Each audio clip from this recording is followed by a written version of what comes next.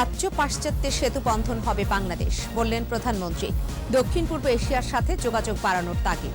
দক্ষিণ পূর্ব এশিয়ার দেশগুলির সাথে আমাদের যোগাযোগ হলে আমাদের ব্যবসা বাণিজ্য সম্প্রসারণ হবে। আমরা শুধু এই পশ্চিমাদের দিকে মুখ করে থাকবো না।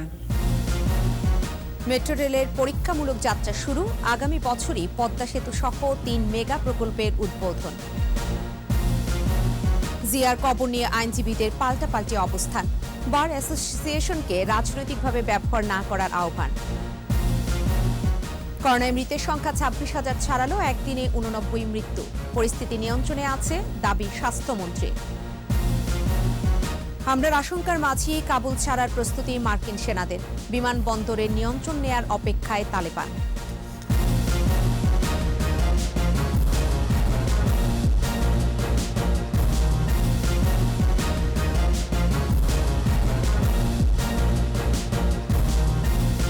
শুনছিলেন ফার্স্ট সিকিউরিটি ইসলামী ব্যাংক লিমিটেড সংবাদ শিরোনাম। প্রত্যেককে আমন্ত্রণ জানাচ্ছি সন্ধ্যা ৭:২১ সংবাদে, সাথে রয়েছে আমি ফেরদৌসী আহমেদ। দর্শক, ২১ টেলিভিশনের সংবাদ একই সাথে সরাসরি দেখতে পাবেন আমাদের ফেসবুক পেজ www.facebook.com/2124 অনলাইনে। সংবাদে এছাড়াও থাকছে ২০০২ সালে বিএনপি জামাত সরকারের চক্রান্তে ২১-এর কণ্ঠরোধ, নবযাত্রায় মুক্তিযুদ্ধের চেতনায় গণমানুষের সমর্থনে পথ চলা।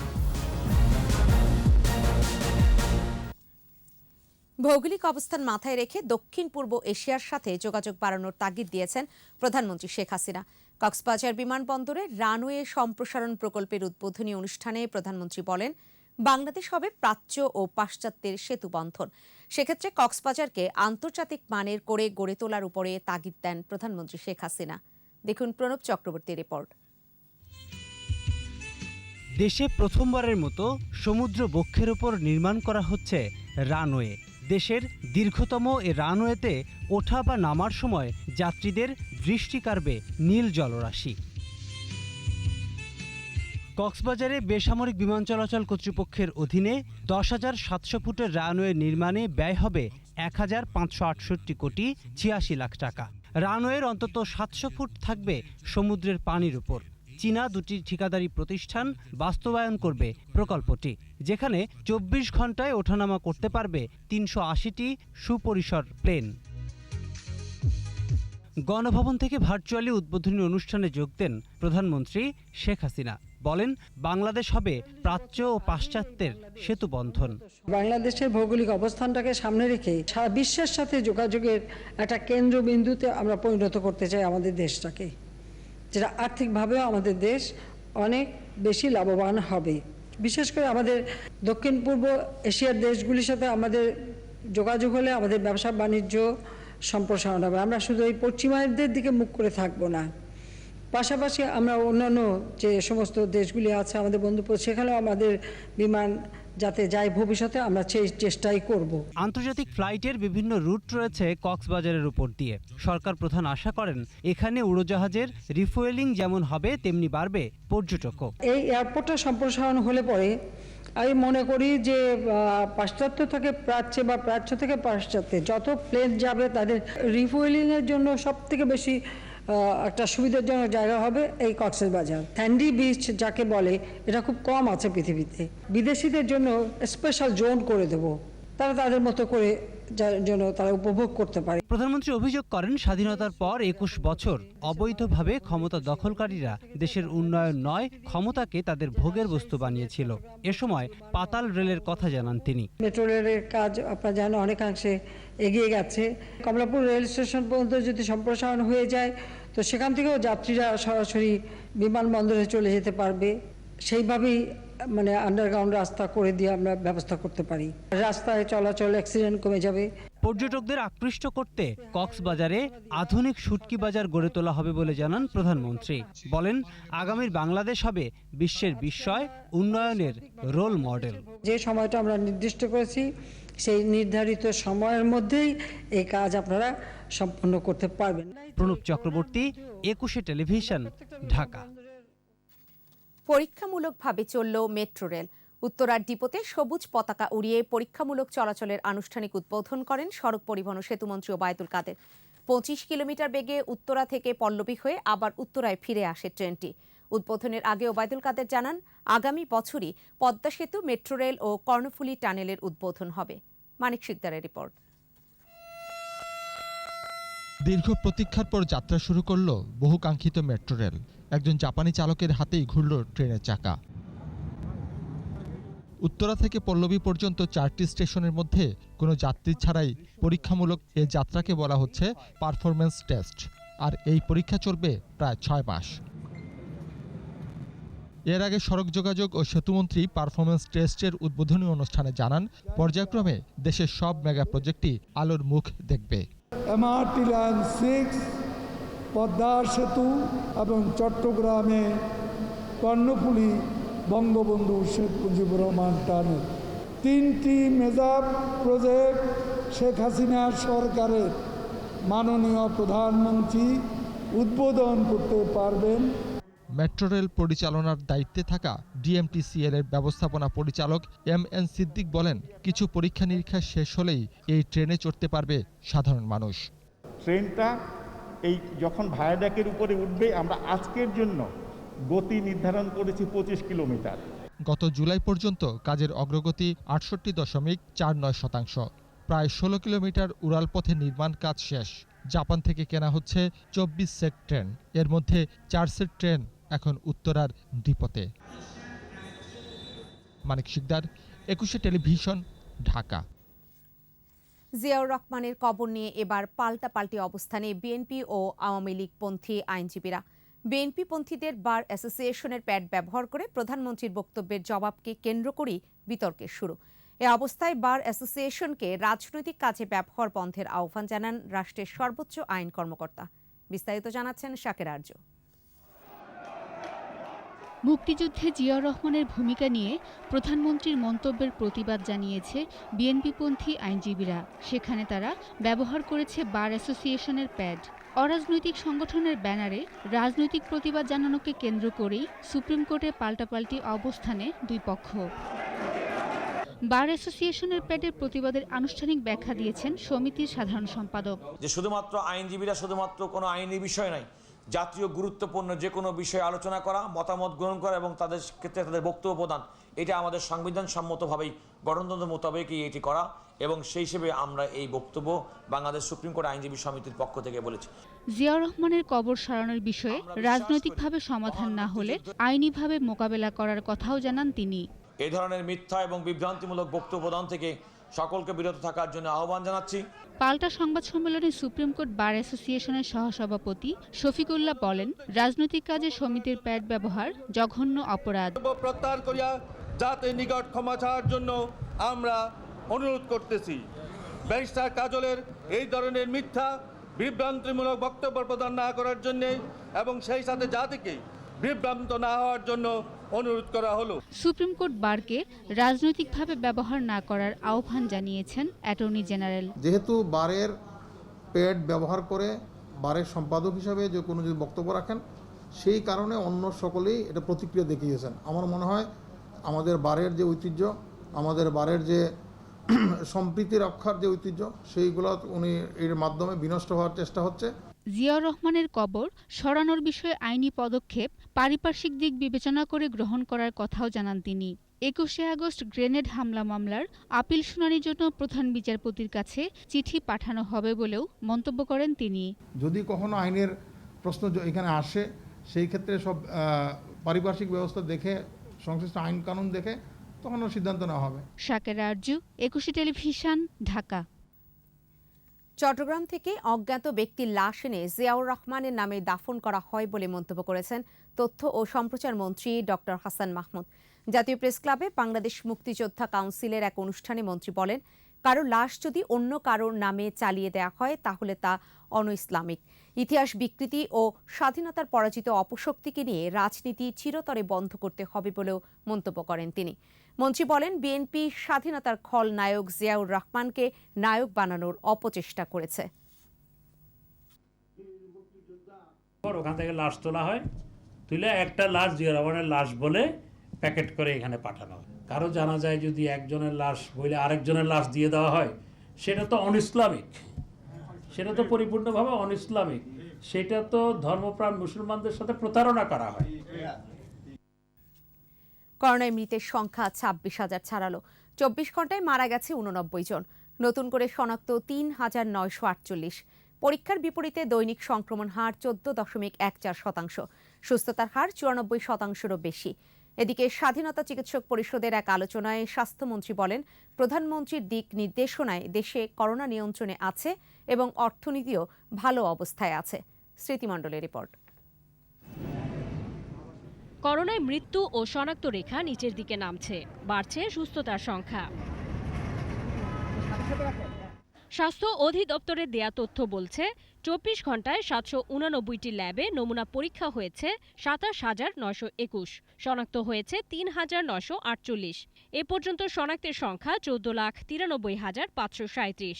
মারা গেছে 89 জন। মৃতের সংখ্যা বেড়ে হয়েছে 26,015। নতুন 6,466 জন সহ সুস্থ হয়েছে 14,15,697। পরীক্ষার বিপরীতে দৈনিক সংক্রমণ হার 14.14%। সুস্থতার হার 94%-এর বেশি। মৃত্যুহার 1.74%। 24 ঘন্টায় সবচেয়ে বেশি মৃত্যু ঢাকা বিভাগে 27 জন। এছাড়া চট্টগ্রাম বিভাগে 21 জনের মৃত্যু হয়েছে। 61 থেকে 70 বছরের মধ্যে মৃত্যুহার সবচেয়ে বেশি, 31.17%।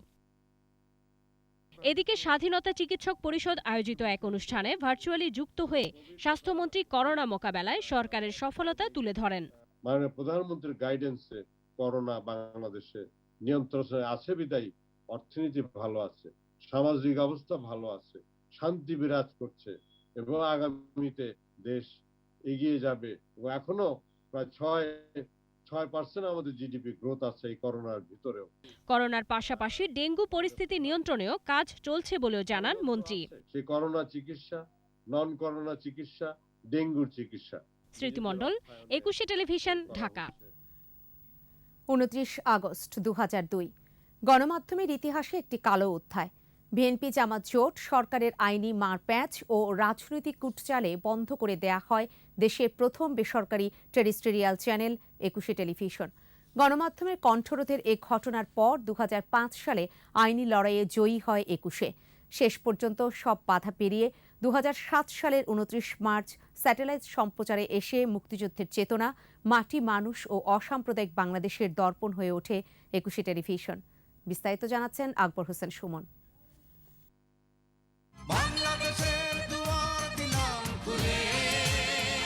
2000 সালের 14 এপ্রিল বাঙালির চিরায়ত উৎসব নববর্ষের দিনে বঙ্গবন্ধু কন্যা প্রধানমন্ত্রী শেখ হাসিনার উদ্বোধনী ঘোষণায় যাত্রা শুরু করে বেসরকারি খাতে প্রথম টেরিস্টেরিয়াল চ্যানেল 21 টেলিভিশন। 21 টেলিভিশনের শুভ উদ্বোধন ঘোষণা করছি। যাত্রা শুরুর পর থেকেই বস্তুনিষ্ঠ সংবাদ এবং বৈচিত্র্যময় অনুষ্ঠান দিয়ে 21 টেলিভিশন জয় করে কোটি মানুষের মন। পরিবর্তনের অঙ্গীকার নিয়ে মুক্তিযুদ্ধের জয়গান, বঙ্গবন্ধু হত্যার প্রতিবাদ, যুদ্ধাপরাধীদের বিচারের বলিষ্ঠ দাবি, ধর্মান্ধতা ও কুসংস্কারের বিরুদ্ধে সোচ্চার ছিল 21।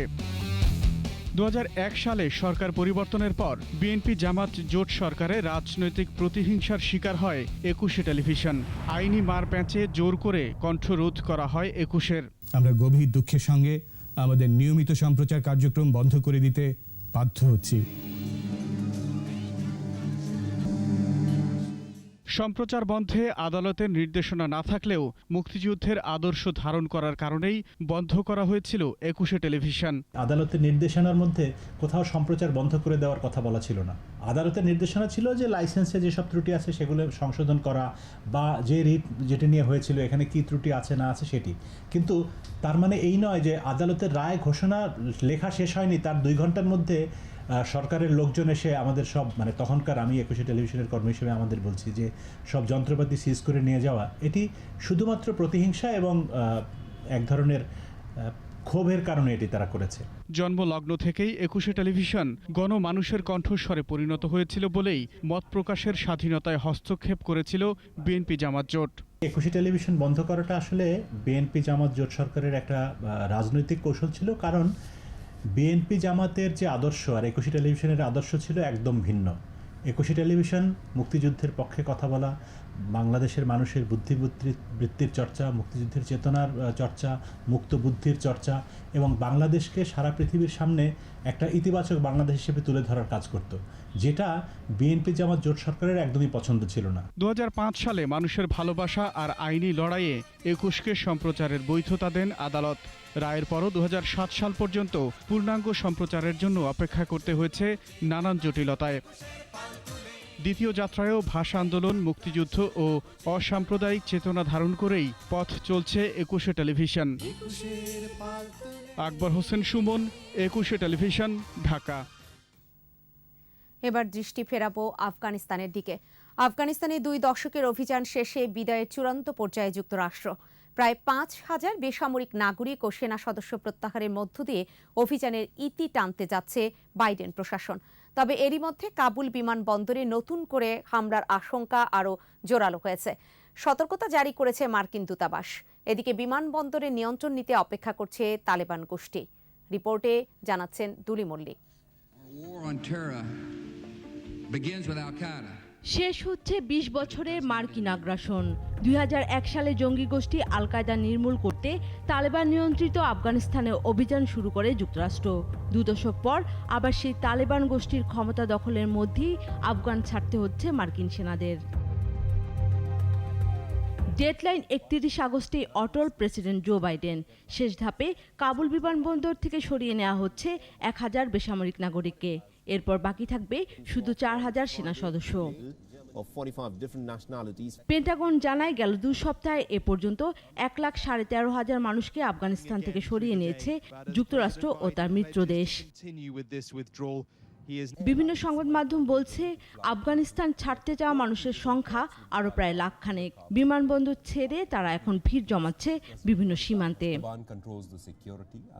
এদিকে শেষ ধাপে লোকজনকে সরিয়ে নেওয়ার মধ্যেই নতুন করে হামলার আশঙ্কা করছে মার্কিন দূতাবাস।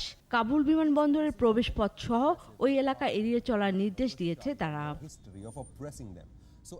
এর আগে প্রেসিডেন্ট জো বাইডেনও 24 থেকে 36 ঘন্টার মধ্যে হামলা হতে পারে বলে সতর্ক করেন। বৃহস্পতিবার কাবুল বিমানবন্দরে আত্মঘাতী বোমা হামলায় 175 জন নিহতের পর জঙ্গি গোষ্ঠী আইএসকের ওপর ড্রোন হামলা চালায় যুক্তরাষ্ট্র। হামলা পরিকল্পনায় জড়িত 2 জন নিহতের দাবি তাদের।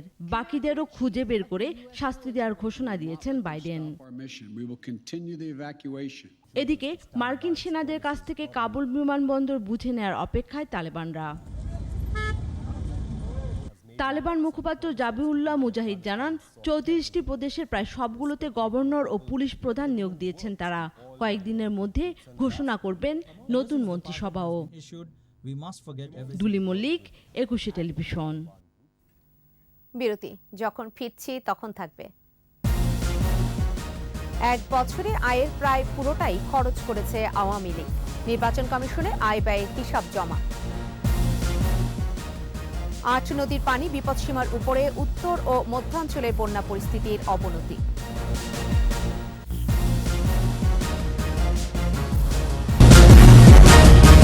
দেখছেন সন্ধ্যা 7টার 21 সংবাদ। 1 বছরে যা আয় করেছে তার প্রায় পুরোটাই খরচ করেছে আওয়ামী লীগ। 2020 সালে ক্ষমতাসীন দলের আয় কমেছে 51% এবং ব্যয় বেড়েছে 21%। দুপুরে নির্বাচন কমিশন সচিবালয়ে নির্বাচন কমিশন সচিব মোহাম্মদ হুমায়ুন কবির খন্দকারের কাছে আয় ব্যয়ের হিসাব জমা দেয় আওয়ামী লীগ। পরে প্রচার ও প্রকাশনা সম্পাদক ড আব্দুস সোবহান গোলাপ জানান 2020 সালে আয় হয়েছে 10,43,43,533 টাকা, যা 2019 সালের আয়ের চেয়ে 10,68,97,797 টাকা কম। আর 2020 সালে আওয়ামী লীগ খরচ করেছে 9,94,49,931 টাকা। 2019 পঞ্জিকা বছরের তুলনায় আয় কমেছে 51%। আয় কমে যাওয়ার কারণ হল 2020 পঞ্জিকা বছরে মনোনয়ন ফর্ম বিক্রয় বাবদ প্রাপ্ত অর্থ পূর্বের বছরের তুলনায় কম হয়েছে এবং 2019-এ আয়ের অন্যতম একটি খাত ছিল বাংলাদেশ আওয়ামী লীগের ত্রিবার্ষিক কাউন্সিল বাবদ প্রাপ্ত অর্থ। মৎস্য খাতের উন্নয়ন করা গেলে করোনাকালে কাজ হারিয়ে বিদেশ ফেরত বেকারদের কর্মসংস্থান হবে বলে জানিয়েছেন মৎস্য ও প্রাণী সম্পদ মন্ত্রী শ.ম. রেজাউল করিম। জাতীয় মৎস্য সপ্তাহের অনুষ্ঠানে এ খাত থেকে বৈদেশিক মুদ্রা আয়ের পরিকল্পনার কথা জানান মন্ত্রী। জাতীয় সংসদের স্পিকার শারমিন চৌধুরী বলেন, সরকারের আন্তরিকতার কারণেই মৎস্য খাত এখন স্বয়ংসম্পূর্ণ। এ খাতকে এগিয়ে নিতে আরও গবেষণার তাগিদ দেন তিনি। মাহমুদ হাসানের রিপোর্ট। ওসমানী স্মৃতি মিলনায়তনে জাতীয় মৎস্য সপ্তাহ 2021-এর উদ্বোধন করেন জাতীয় সংসদের স্পিকার ডক্টর শিরিন শারমিন চৌধুরী। মৎস্য খাতে সরকারের উন্নয়ন চিত্র তুলে ধরে স্পিকার জানান, বাংলাদেশ মৎস্য উৎপাদনে স্বয়ংসম্পূর্ণ। জনগণকে পুষ্টিকর খাদ্য প্রদানের লক্ষ্য সামনে রেখে মাননীয় প্রধানমন্ত্রী শেখ হাসিনার সরকার ব্যাপক কার্যক্রম বাস্তবায়ন করে চলছে, যার সুফলও আমরা ইতিমধ্যে পেতে আরম্ভ করেছি। বক্তৃতায় মৎস্য ও প্রাণী সম্পদ মন্ত্রী বলেন, করোনাকালে বেকারদের আয়ের অন্যতম উৎস হয়ে উঠেছে মৎস্য চাষ। এ খাতে নতুন উদ্যোক্তা সৃষ্টি হওয়ায় আমিষ এবং পুষ্টির চাহিদা পূরণ হচ্ছে বলেও জানান মন্ত্রী। মৎস্য খাতকে আমাদের সেই সকল বেকারদের বিনিয়োগের ক্ষেত্র করে দিয়ে তাদের বেকারত্ব দূর করছি, তারা কর্মজীবী হচ্ছেন। দ্বিতীয়ত, তারা উদ্যোক্তায় পরিণত হচ্ছেন। মিঠা পানির হারিয়ে যাওয়া মাছ ফিরিয়ে আনতে মন্ত্রণালয়ের সফলতার কথাও তুলে ধরেন মন্ত্রী। দুষ্প্রাপ্য মাছগুলি 31 প্রজাতির মাছকে আমাদের মৎস্য গবেষণা ইনস্টিটিউট গবেষণার মধ্য থেকে ফিরিয়ে এনেছে। মৎস্য উৎপাদনে বিশেষ অবদানের জন্য এবার 9টি ক্যাটাগরিতে 21 জনকে পদক দেয়া হয়। চিংড়ি বাংলাদেশের অন্যতম অর্থকরী বৈদেশিক মুদ্রা উপার্জনকারী খাত। আধানিবিড় পদ্ধতি চিংড়ি উৎপাদন অনেকটাই ঝুঁকিপূর্ণ বটে। আমরা আসলে এই ঝুঁকিটা নিয়ে কাজ করছি। চায়না দুয়ারি জাল, মেহেন্দি জাল আছে, মেশাল জাল আছে, এগুলো সব আমরা উচ্ছেদ করে দিব এই মৎস্য সপ্তাহের মধ্যে। মৎস্য খাতের সঙ্গে প্রায় 1 কোটি মানুষের জীবিকা জড়িত, ফলে এই খাত অর্থনীতিতে বড় ভূমিকা রাখছে। মাহমুদ হাসান, 21 টেলিভিশন, ঢাকা। উজানের ঢলের সাথে অতিবৃষ্টিতে দেশের উত্তর ও মধ্যাঞ্চলে বন্যা পরিস্থিতির অবনতি হয়েছে। ব্রহ্মপুত্র, ধরলা, পদ্মা, যমুনা সহ 8 নদীর পানি বিপদসীমার উপর দিয়ে প্রবাহিত হচ্ছে। নদী তীরবর্তী এলাকা ও নিম্নাঞ্চলের হাজারো মানুষ পানিবন্দী। তলিয়ে গেছে ফসলি জমি, রাস্তাঘাট, সবজি ক্ষেত। বেড়েছে নদী ভাঙন। 21 প্রতিনিধিদের সহায়তায় বাকিটা জানাচ্ছেন রত্না জামান। অতিবৃষ্টি আর পাহাড়ি ঢলে কুড়িগ্রামে বন্যা পরিস্থিতির উন্নতি হয়নি। তবে তিস্তা, দুধকুমোর নদীর পানি বিপদসীমার সামান্য নিচ দিয়ে প্রবাহিত হচ্ছে। টানা 4 দিন বিভিন্ন চর দ্বীপচরের গ্রামগুলো তলিয়ে থাকায় 50,000 মানুষ পানিবন্দী অবস্থায় দিন কাটাচ্ছে। গবাদি পশুগুলি নিয়েও চরম দুর্ভোগে পড়েছে বাসিন্দারা। বন্যা যদি না শুকিয়ে যায় এবং ধান নষ্ট হয়ে যাবে। গরু বাছুর নিয়ে ধান চাল নিয়ে যাবা, খুব কান্নাকাটি করে লাগছি। আমাকে সরকার চোখ তুলি দেখো। তিস্তার পানি বৃদ্ধি পাওয়ায় রংপুরের গঙ্গাচড়া নদী তীরবর্তী 15টি চরাঞ্চলের গ্রাম প্লাবিত হয়েছে। এতে চরাঞ্চলের প্রায় 2000 পরিবার পানিবন্দী। ডুবে গেছে ফসলের ক্ষেত। গাইবান্ধার ব্রহ্মপুত্র ও যমুনা নদীর পানি বিপদসীমার উপর দিয়ে প্রবাহিত হচ্ছে। হুমকিতে ফুলছড়ি নীলকুঠি আশ্রয়ণ প্রকল্প। ডুবে গেছে রাস্তা ও 2টি ব্রিজ সহ আশ্রয়ণ প্রকল্পের চারপাশ। গাইবান্ধা সদর, সুন্দরগঞ্জ, সাঘাটা ও ফুলছড়ির চরাঞ্চলের বেশ কিছু বাড়িতে পানি ঢুকে পড়েছে। রাস্তাটা গোটালটা গেছে ভাঙ্গি যাওয়ার কারণে এখন নৌকা দিয়ে চলাচল করা হচ্ছে। বুচ্চু গ্রামে এখন তো যে লোকগুলো বসবাস করে, বুচ্চু যারা আছে তাদের এখন একমাত্র সম্ভব হলো নৌকা ছাড়া উপায় নেই। এখানে তো খুবই কষ্ট, এখানে যাওয়ার কষ্ট, পানির সমস্যা, বারবার পাচ্ছি না। ফরিদপুরে বিভিন্ন নদ নদীর পানি এখনো বিপদসীমার উপরে রয়েছে। সদর উপজেলার 2টি ইউনিয়নের 35টি গ্রামের মানুষ পানিবন্দী। সেই সাথে 2টি ইউনিয়নে তীব্র হয়েছে পদ্মার ভাঙন। আতঙ্কে দিন কাটছে নদী পাড়ের মানুষের। রত্না জামান, 21 টেলিভিশন। শোকাবহ আগস্ট।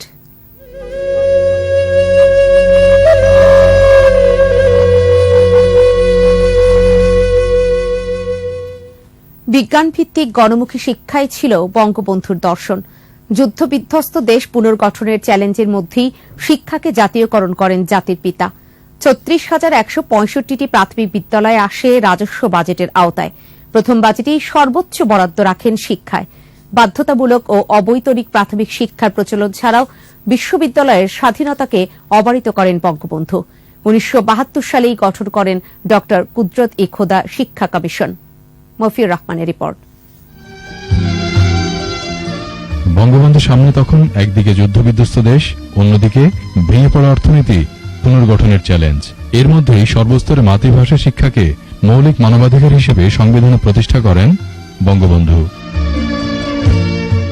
একমুখী বিজ্ঞানভিত্তিক ও ধর্মনিরপেক্ষ শিক্ষাই ছিল বঙ্গবন্ধুর শিক্ষা দর্শনের মূল মন্ত্র। স্বাধীনতার পরপরই ৩৬,১৬৫টি প্রাথমিক বিদ্যালয় জাতীয়করণ করেন জাতির পিতা। ১৯৭২ থেকে ৭৩ অর্থ বছরে বরাদ্দ করা হয় ৭১৯ কোটি টাকা, যা মোট বাজেটের ২২%। ঔপনিবেশিক শিক্ষা কাঠামোর জঞ্জাল দূর করে জাতীয় শিক্ষাকে গড়ে তুলতে প্রয়াসী হন জাতির পিতা। ১৯৭২ সালে প্রখ্যাত শিক্ষাবিদ ডক্টর কুদরতি খোদাকে প্রধান করে গঠন করেন শিক্ষা কমিশন। বঙ্গবন্ধু যে শিক্ষা কাঠামোর স্বপ্ন দেখেছিলেন, অনেক উন্নত দেশের রাষ্ট্রনায়করাও তা তখন ভাবতে পারেননি। প্রাথমিক শিক্ষাকে জাতীয়করণ করা হলো, শিক্ষার সকল ব্যয়ভার রাষ্ট্র বহন করবে এবং প্রজাতন্ত্রের সকল শিশুর জন্য প্রাথমিক শিক্ষা বাধ্যতামূলক, অবৈতনিক এবং তিনি করলেন একমুখী শিক্ষা ব্যবস্থা হবে। একই কারিকুলাম বা পাঠক্রম অনুসরণ করা হবে। একই স্কুলের ইউনিফর্ম পরে তারা স্কুলে যাবে, দেখলে বোঝা যাবে এরা সব প্রাথমিক শিক্ষা। ১৯৭৪ সালে কমিশনের পূর্ণাঙ্গ রিপোর্টে ৩ স্তরের শিক্ষা ব্যবস্থার সুপারিশ আসে।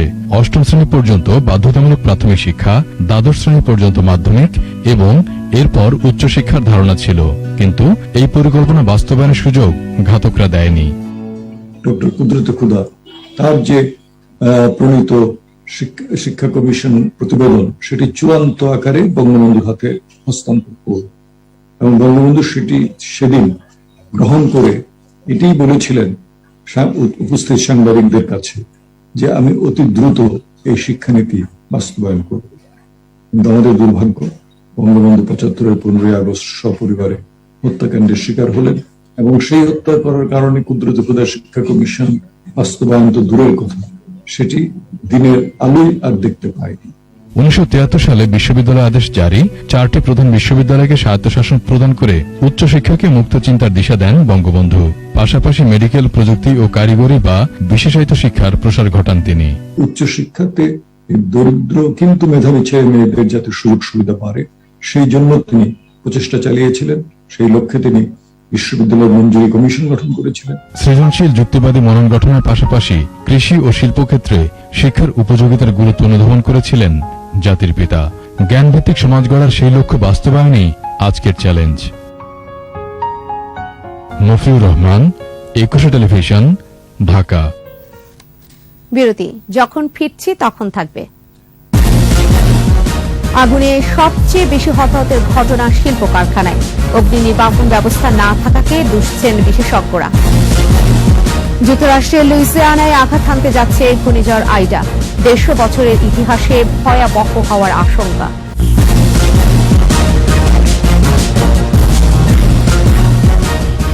দেখছেন সন্ধ্যা ৭টার ২১ সংবাদ। প্রায়ই ঘটছে বড় ধরনের অগ্নিকাণ্ড। আগুনের লেলিহান শিখায় দগ্ধ হয়ে ঝরছে বহু তাজা প্রাণ। গত ১৫ বছরে দগ্ধ হয়ে প্রাণ গেছে ২,৩১৭ জনের। আহত হয়েছেন ১২,৩৭৪ জন। সবচেয়ে বেশি হতাহতের ঘটনা শিল্প কারখানায়। বিশেষজ্ঞরা বলছেন, অগ্নি নির্বাপন ব্যবস্থা না থাকায় প্রাণহানি ও ক্ষয়ক্ষতি অনেক বেশি হচ্ছে। এজন্য শিল্প মালিক ও নিয়ন্ত্রণ কর্তৃপক্ষ সহ সব পক্ষের দায় দেখছেন তারা। বিস্তারিত জানাচ্ছেন সাইদুল ইসলাম। দেশে আশঙ্কাজনকভাবে বাড়ছে অগ্নি দুর্ঘটনা। বেশিরভাগই বৈদ্যুতিক গোলযোগ, রক্ষণাবেক্ষণের অভাবে, সেই সাথে আছে অবহেলা। ফায়ার সার্ভিসের তথ্য বলছে, প্রতি বছর গড়ে ১৬,০০০-এর বেশি অগ্নি দুর্ঘটনা ঘটে। ২০০৬ থেকে ২০২০ সাল এ সময়কালে আগুনে পুড়ে মারা গেছে ২,৩১৭ জন। চলতি বছর শুধু নারায়ণগঞ্জের একটি কারখানায় ৫২ শ্রমিকের মর্মান্তিক মৃত্যু ঘটে। এর আগে ২০২০ সালে ১৫৪ জন মারা যায়, আহত হয় ৩৮৬ জন। তার আগের বছর ১৮৫ জনের মৃত্যুর পাশাপাশি আহত হয় ৫৭১ জন। ২০১২ সালের ২৪ নভেম্বর তাজরিন ট্র্যাজেডিতে ১১৭ জন পোশাক শ্রমিকের মৃত্যু হয়। ভয়াবহ ওই অগ্নিকাণ্ডে ২০০-রও বেশি শ্রমিক আহত হন। ২০০৬ সাল থেকে ২০০৮ সাল পর্যন্ত ৪৮৫ জন অগ্নি দুর্ঘটনায় নিহত এবং ৩,৮৬৮ জন আহত হয়েছেন। ২০১৪ সাল থেকে ২০১৮ সাল পর্যন্ত ৩৬৫ জনের মৃত্যু হয়। এবং আহত হন 1732 জন। আগের চেয়ে ফায়ার সার্ভিসের সক্ষমতা বেড়েছে বলে জানান সংস্থাটির মহাপরিচালক। দুর্ঘটনা রোধে সচেতনতা জরুরি বলে মনে করেন তিনি। আমরা ইউএনডিপির সাথে অলরেডি একটা এমইউ করেছি, তারা আমাদেরকে এই সাংগঠনিকভাবে সহায়তা করার জন্য, মানে সাংগঠনিক কাঠামোটা নতুন করে সাজানোর ব্যাপারে সহায়তা করার জন্য অলরেডি কাজ করছে। তবে বুয়েটের এই বিশেষজ্ঞ বলেন, অগ্নি দুর্ঘটনার দায় সব পক্ষেরই আছে। সাধারণ মানুষের পাশাপাশি নিয়ন্ত্রণ সংস্থাগুলোকে আরো বেশি দায়িত্বশীল হতে হবে। কর্তৃপক্ষের এবং সাধারণ মানুষের উদাসীনতা আছে, শুধু মালিকের না, যারা শ্রমিকদের দেখাশোনা করেন, ব্যবস্থাপক, পরিচালক, সবারই উদাসীনতা আছে। মালিকদের ক্ষেত্রে হ্যাঁ, তারা নানাভাবে লাভের প্রতি বেশি দৃষ্টি দেয়। আইন শৃঙ্খলা যারা দেখেন, বিশেষ করে যারা পরিদর্শক, তারা আপোষ করেন। শিল্প কারখানায় পর্যাপ্ত অগ্নি নির্বাপন ব্যবস্থা ও সচেতনতা ছাড়া বড় দুর্ঘটনা রোধ কঠিন বলেও মনে করেন এই বিশেষজ্ঞ। সাইদুল ইসলাম, 21 টেলিভিশন, ঢাকা। নিষিদ্ধ ঘোষিত সংগঠন আনসার আল ইসলামের একমাত্র নারী সদস্য জোবাইদা সিদ্দিকা নাবিলাকে গ্রেফতার করেছে কাউন্টার টেররিজম ইউনিট। 26 আগস্ট রাজধানীর বাড্ডা থেকে তাকে গ্রেফতার করা হয়। ডিএমপি মিডিয়া সেন্টারে সংবাদ সম্মেলনে সিটিটিসির প্রধান মোহাম্মদ আসাদুজ্জামান জানান, গ্রেফতার হওয়া নাবিলা ওই সংগঠনের প্রথম নারী সদস্য। আনসার আল ইসলামের সামরিক শাখারও সদস্য এই নারী। জোবাইদার চ্যানেলে 25,000-এর বেশি সাবস্ক্রাইবার রয়েছে জানিয়ে সিটিটিসি প্রধান বলেন, এই চ্যানেলে বোমা তৈরির প্রক্রিয়া ও নীরবে হত্যাসহ বিভিন্ন সাংগঠনিক কার্যক্রম শেয়ার করা হয়।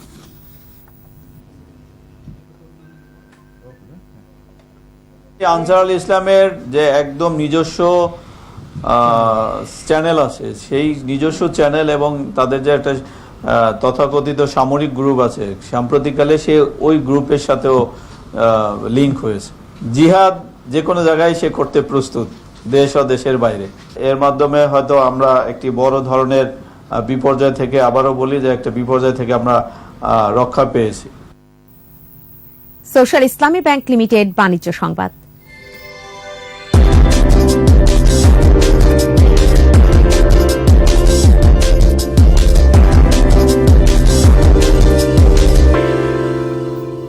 সূচকের নিম্নমুখী প্রবণতা অব্যাহত রয়েছে দেশের পুঁজিবাজারে। ডিএসইতে লেনদেন নেমে এসেছে 2,000 কোটি টাকার নিচে। রোববার ডিএসইতে লেনদেন হওয়া 375টি প্রতিষ্ঠানের মধ্যে দর বেড়েছে 131টির, কমেছে 215টির, আর অপরিবর্তিত ছিল 29টির দর। ডিএসই প্রধান সূচক ডিএসইএক্স 27 পয়েন্ট কমে নেমে আসে 6,823 পয়েন্টে।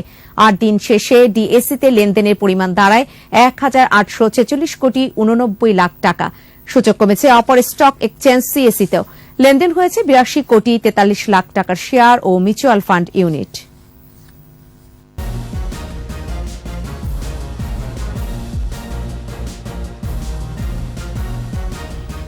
দেখছেন সন্ধ্যা 7টার 21 সংবাদ। এ পর্যায়ে জানাবো খেলার খবর।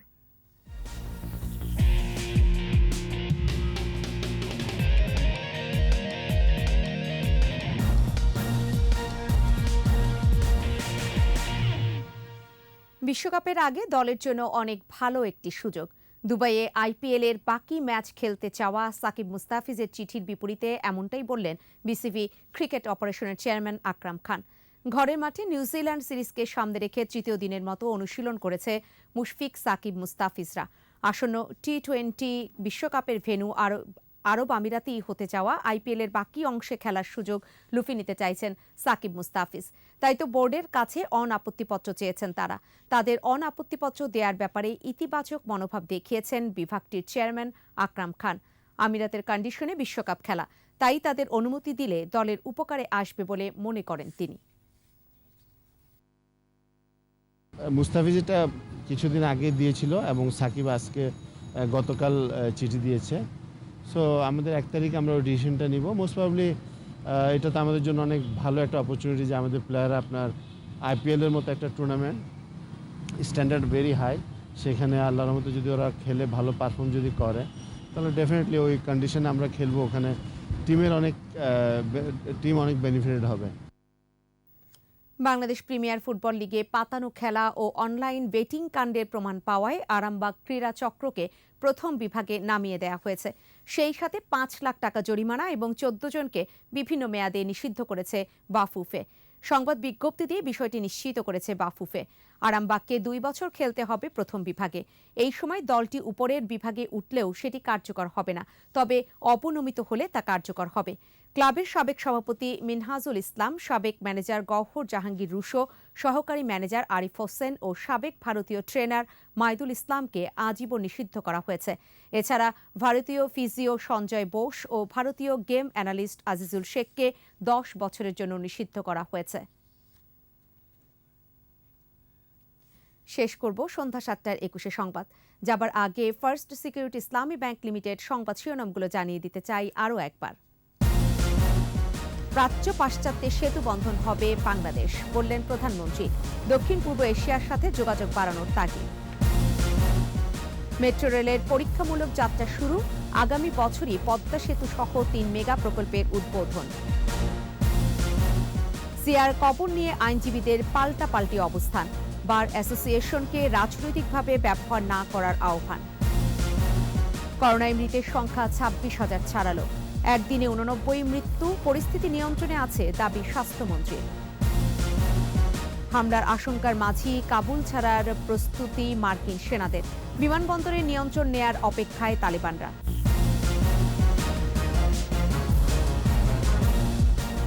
সর্বশেষ খবর জানতে ডায়াল করতে পারেন 202 নাম্বারে, আর ভিজিট করুন 21tv.com এই ওয়েবসাইটে। এছাড়া ফেসবুকে ভিজিট করতে পারেন facebook.com/2124 অনলাইনে। পরবর্তী সংবাদ রয়েছে রাত 9টায়। দেখার আমন্ত্রণ রইল। স্বাস্থ্যবিধি মেনে চলুন, সুস্থ থাকুন।